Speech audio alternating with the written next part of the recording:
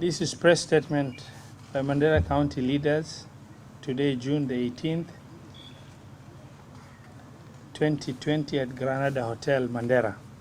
Ladies and gentlemen of the press, in front of you here are the leaders of Mandera County, comprising of all elected leaders and nominated leaders from the Jubilee Party and EFP.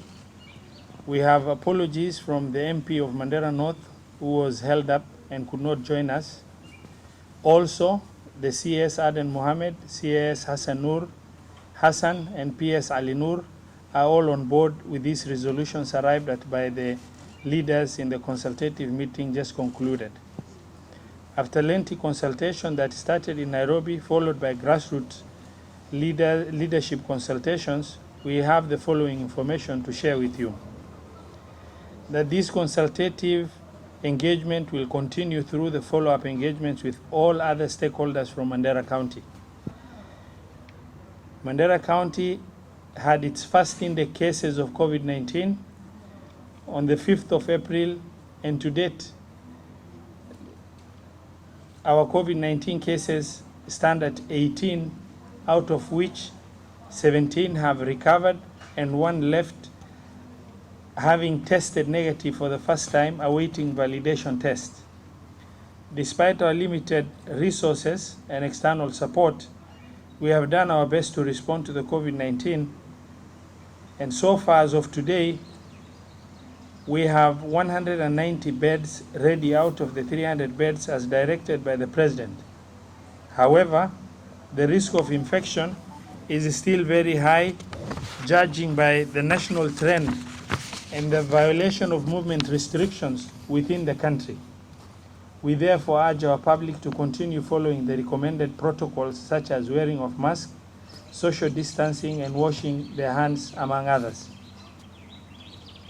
We would like to request the Ministry of Health and the National Treasury to release to us the funds allocated to the 4 hospitals of Jaramogi Referral Hospital, Coast General Hospital, Kitui and Mandera Referral Hospital through the supplementary budget 2, totaling to 1.5 billion, as well as the 850 million that was allocated to the counties that have been dealing with COVID-19 since the beginning of April, to cushion these counties of Kwale, Kilifi, Mombasa and Mandera for livelihood support programs.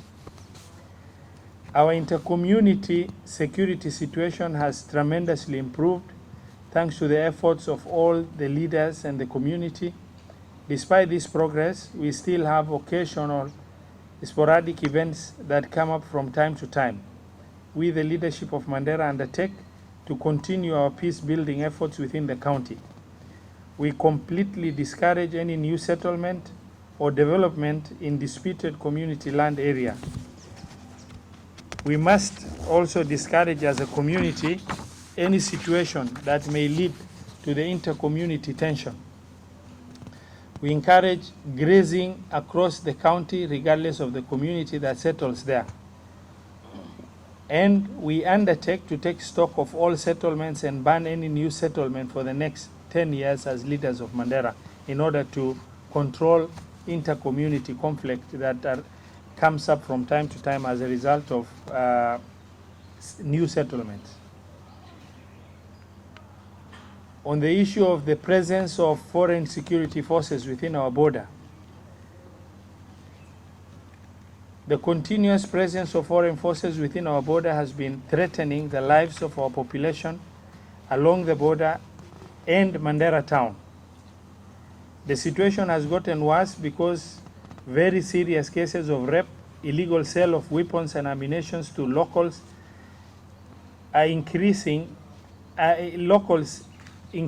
intercommunity conflict risks. The county security team must manage this situation. This situation must be removed.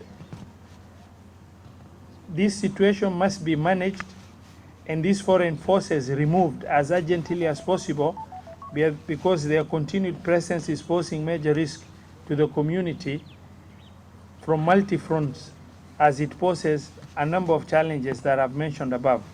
We appeal to the government to remove these people from our border as urgently as possible. On the issue of Al-Shabaab terror threats. Even though the frequency of occurrence of terror incidences and the severity of such incidences has drastically reduced in Mandera, we are still experiencing occasional terror attacks such as the recently thwarted attack on telecommunication mast in Warankara, where a brave KPR officer lost his life through successfully defending the mast. Lately, we are getting information on the movement of terror cells within Lafe, Mandera South, and some parts of Mandera North. We urge our security teams, under the leadership of the County Commissioner, to upscale their surveillance and response to protect the community. In relation to the prevailing political situation in the country, we, the leadership of Mandera, would like to state the following. In 2013, Mandera County voted 98% of the vote cast for President Uhuru Kenyatta. In 2017, we voted 93% of the vote cast for President Uhuru. We, the leadership of Mandera, do hereby pronounce the following on the prevailing political situation in the country. The leadership of Mandera County reaffirm our continued political support to His Excellency the President of the Republic of Kenya, President Uhuru Kenyatta, and the extended partnership between the President and the Right Honorable Raila Odinga through the famous handshake. We fully support the Building Bridges initiative. Mandera people benefited from the support we have given to the government by being appointed to various positions in government, starting from Cabinet Secretary, CAS, and PS, for which we are very grateful.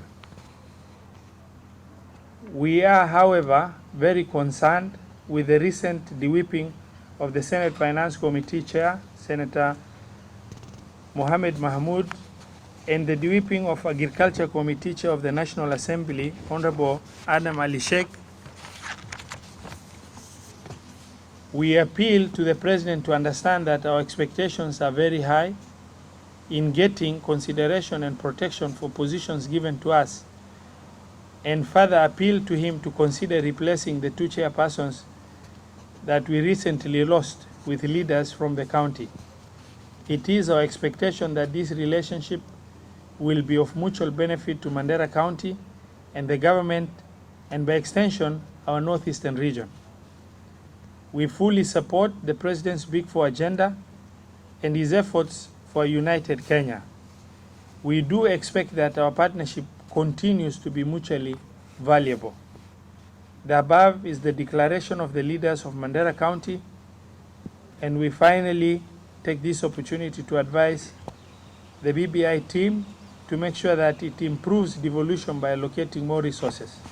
End of statement.